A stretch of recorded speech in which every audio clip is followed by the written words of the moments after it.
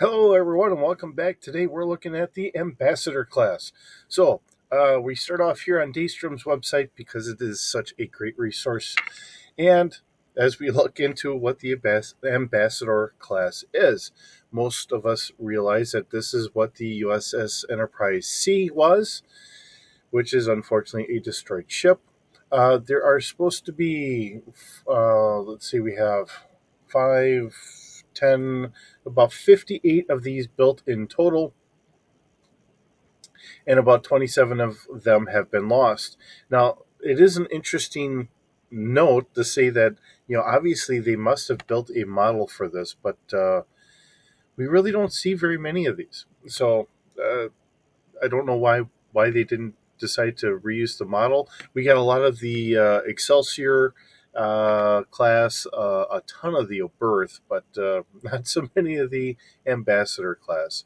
So this was commissioned between 2330 and 2357, and they still remain in service. We have a length of 564 meters, a beam of 338 meters, and a height of 132, giving us about 36 decks.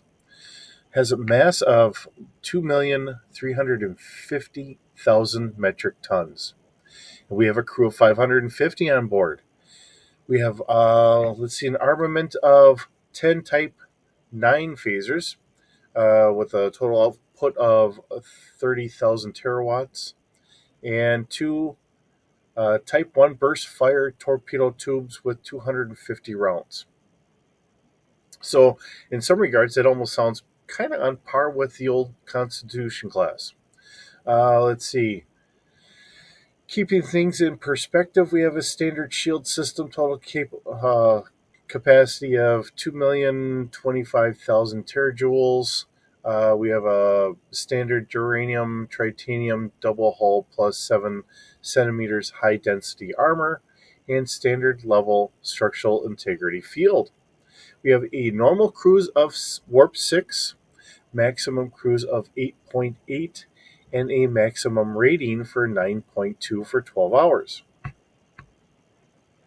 So keeping in mind our Galaxy classes are 1,000, so we have a beam firepower rating of about 600, a torpedo firepower rating of 700, weapon range accuracy of 860, shield strength of 750, hull armor of 800, and speed of 852, and combat maneuverability is 2,500. So it is more maneuverable than what the Galaxy class is, but and it does make sense.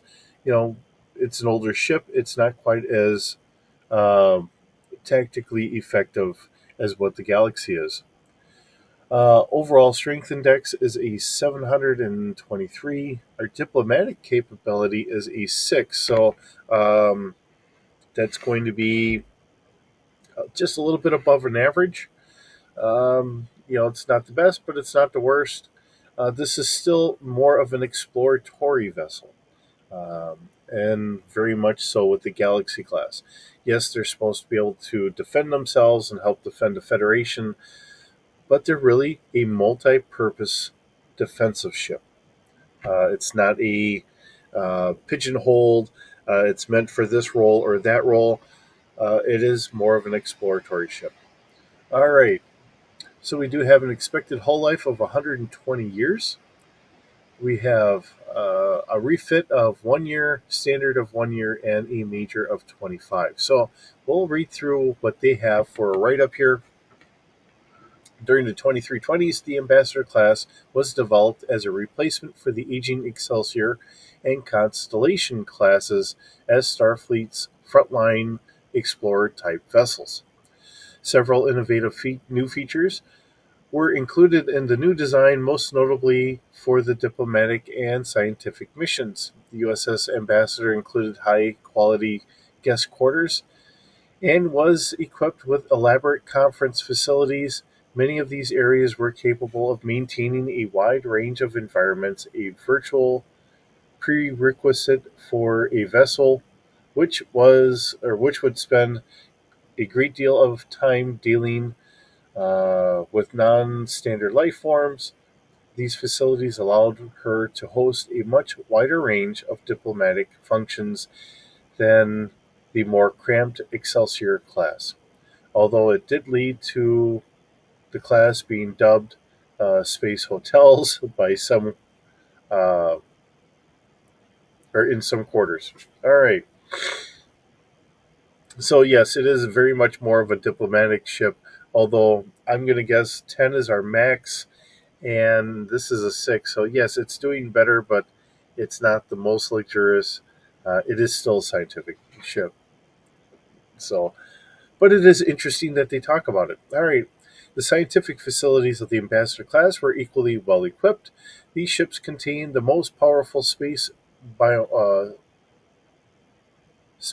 sensor arrays of their time, including 18 modular sensor pallets for mission specific equipment, 28 large dedicated laboratory facilities are included on the ship, along with the facilities to convert 3 of the cargo bays to hold extra scientific equipment if necessary. This gives the Ambassador an estimated 450% increase in research capabilities over their Excelsior counterpart. While the primary purpose of the Starship is exploratory and scientific, the Ambassador also has teeth. The class introduced phaser arrays to Starfleet in place of the ball turret phasers carried by previous designs. This measure greatly increases the ability of the Ambassador class to fire sustained bursts and greatly reduce the recharge and cool down times. The use of an independent power system for every group of 10 emitter segments in the array triples the survivability of the array compared to a ball turret. While there are also benefits to the reaction time, greater control of the thermal effects, field halos, and target impact. Overall, the phaser arrays of the Ambassador are over 65% more effective than ball turrets of similar power. This concept of burst fire photon torpedoes was another first. Although fitted with only 2 torpedo tubes, the Ambassador's ability to fire 5 torpedoes at a time for each tube effectively gave her 10 tubes in place of 2. After the first batch of Ambassadors were developed, Starfleet requested a series of modifications for the second batch. The USS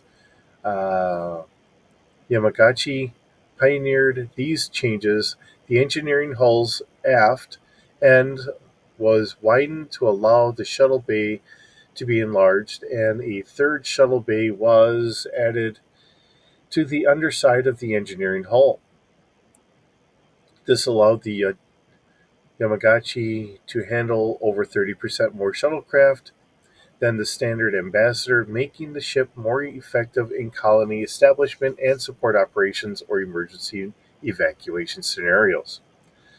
The sitting of the Ambassador's saucer forward on the neck had led to some structural problems with early members of the class, although these had largely been fixed and modified to the structural integrity field. The changes had held to considerable complications of the layout of the ship, connecting neck structures.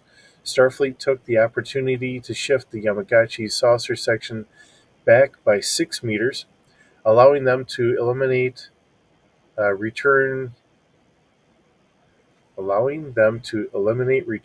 to the original SIF modifications without further difficulties. Structural integrity field. Okay. The null cells were also shifted back in order to keep them at minimum safe distance for the saucer.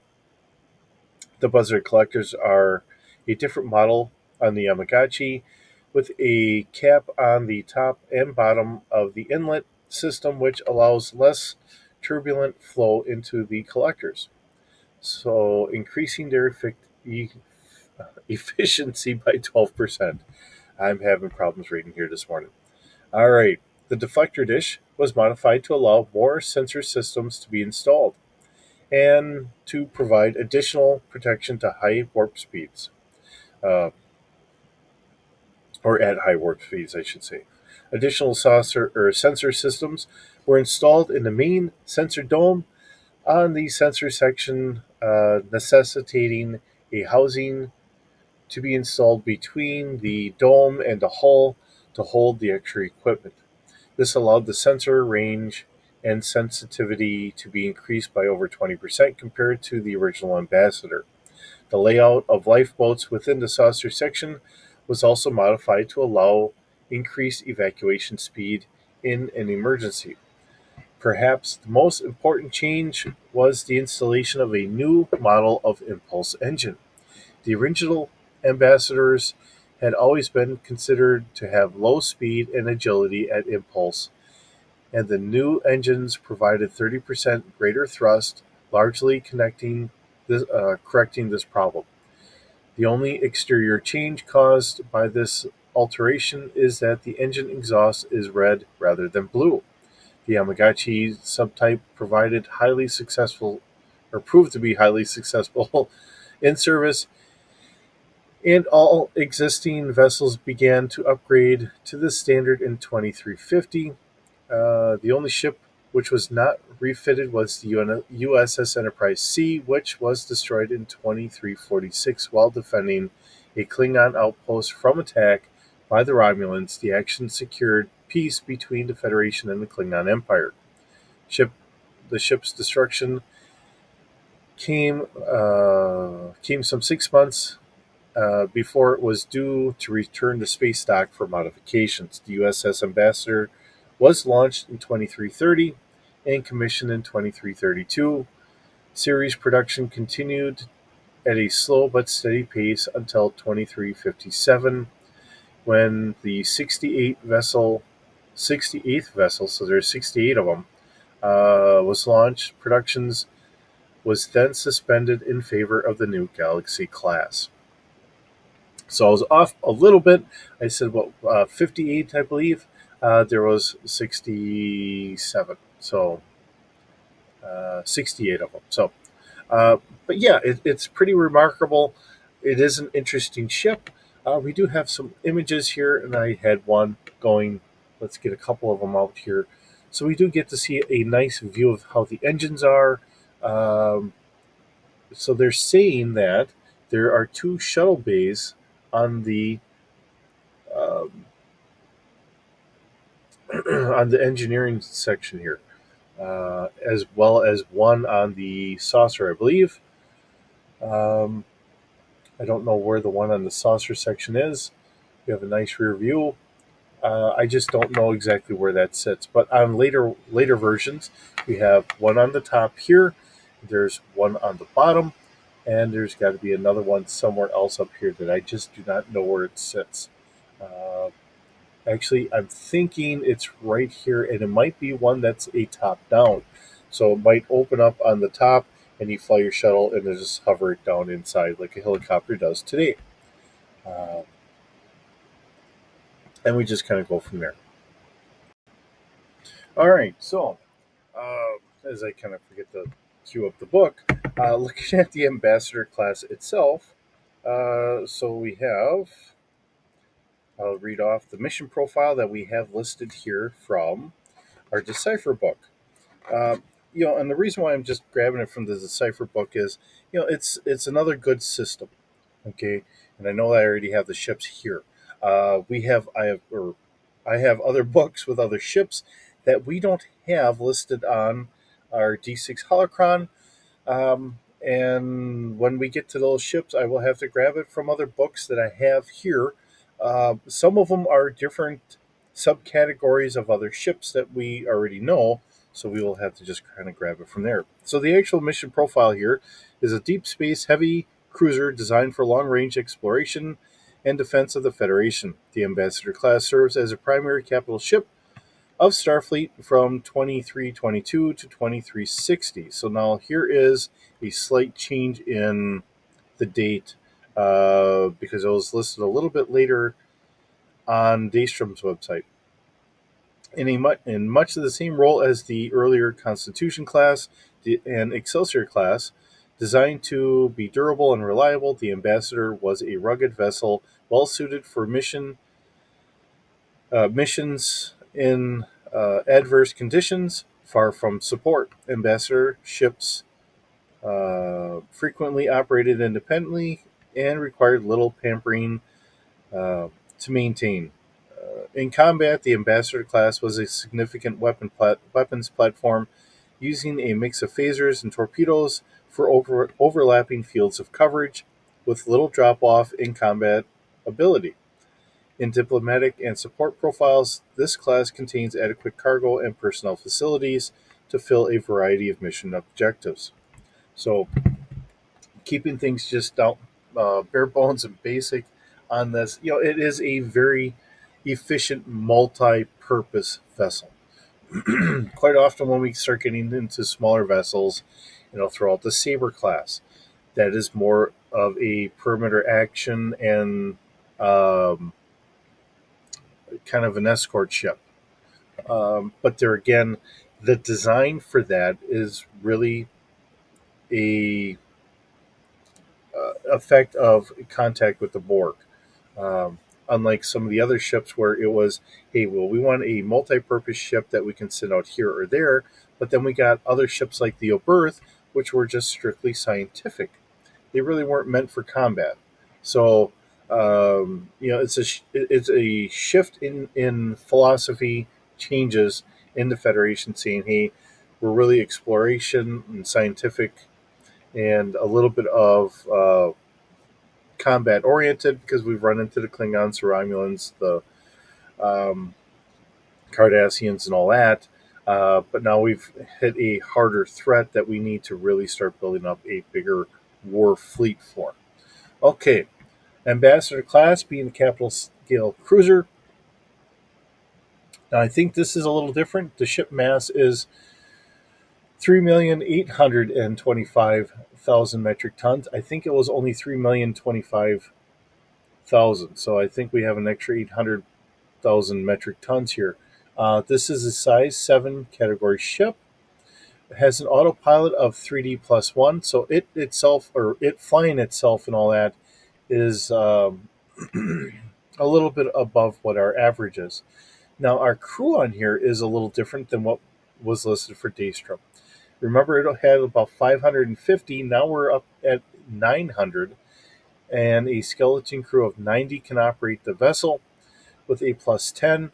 So again, if this was a modifius kind of category, that would be like 2 extra successes.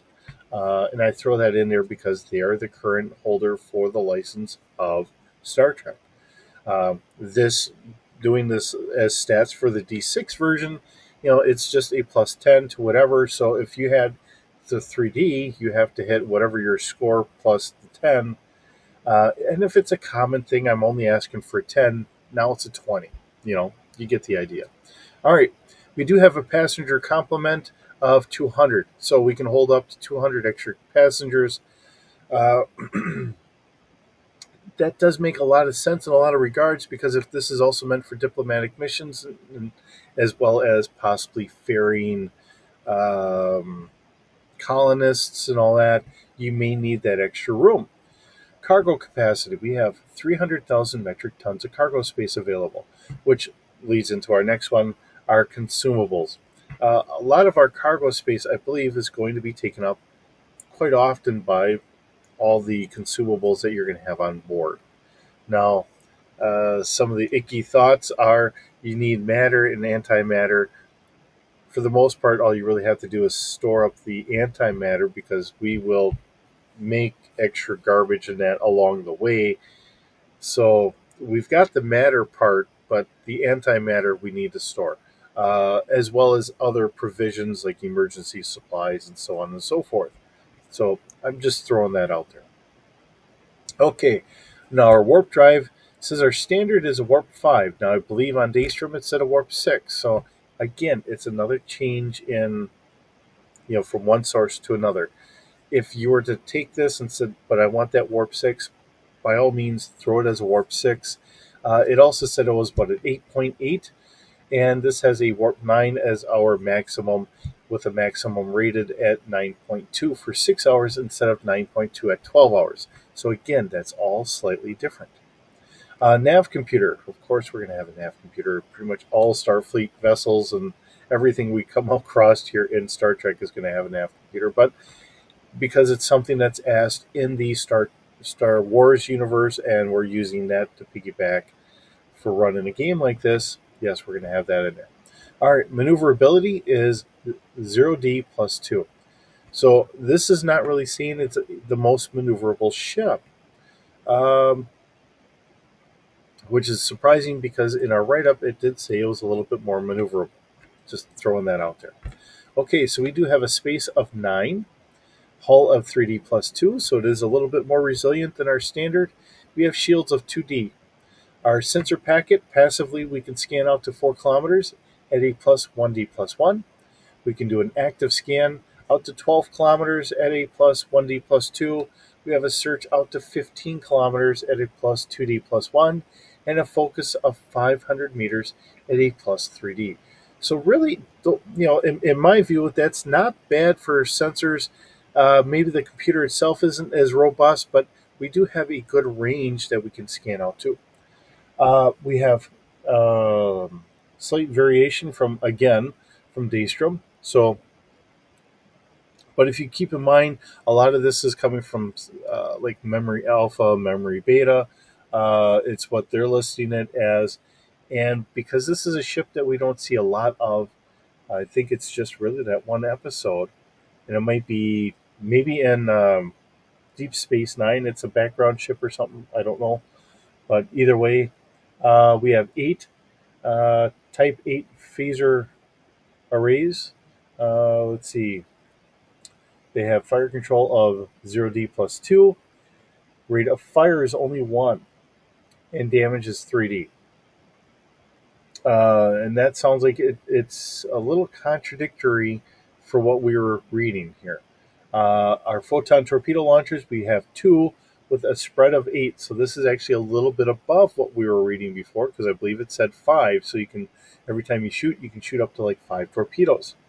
And they're doing 4D damage for a Type 2 torpedo. And they have 200 torpedoes listed instead of 250. So again, when you're going from one source to another source, there's always slight differences.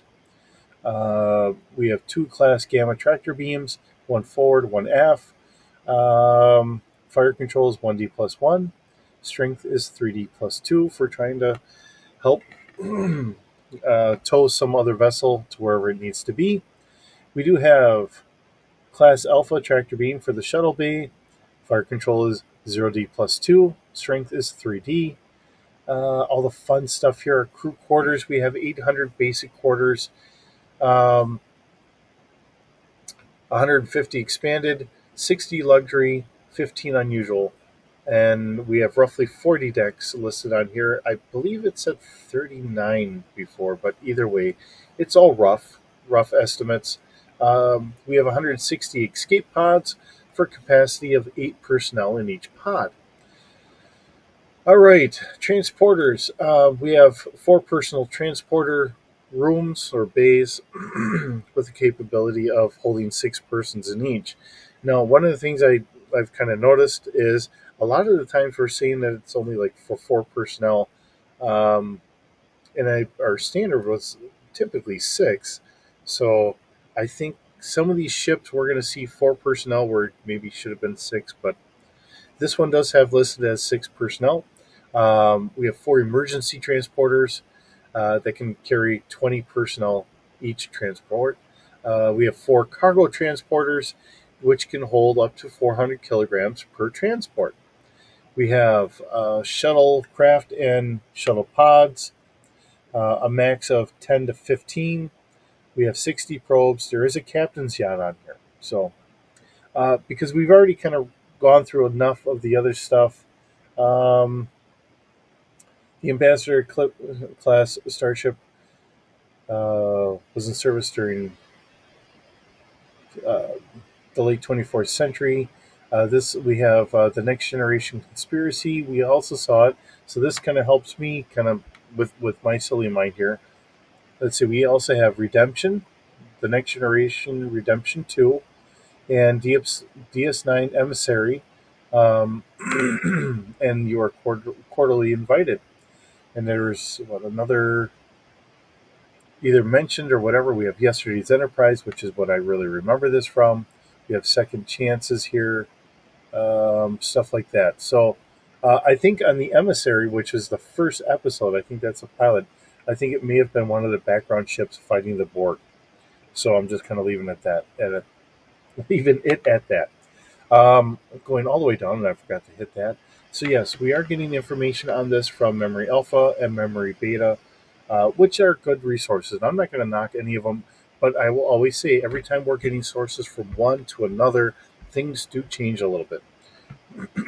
That's why, for the most part, when I'm trying to do a lot of the reading from books, I'm just staying with the Decipher because I do like how they've done it, um, and I'm getting the same information from that set of creators. Okay, because if I grab a different book and read about the same ship, they may classify it a little different, and they may have a different write up. So then things always get confusing.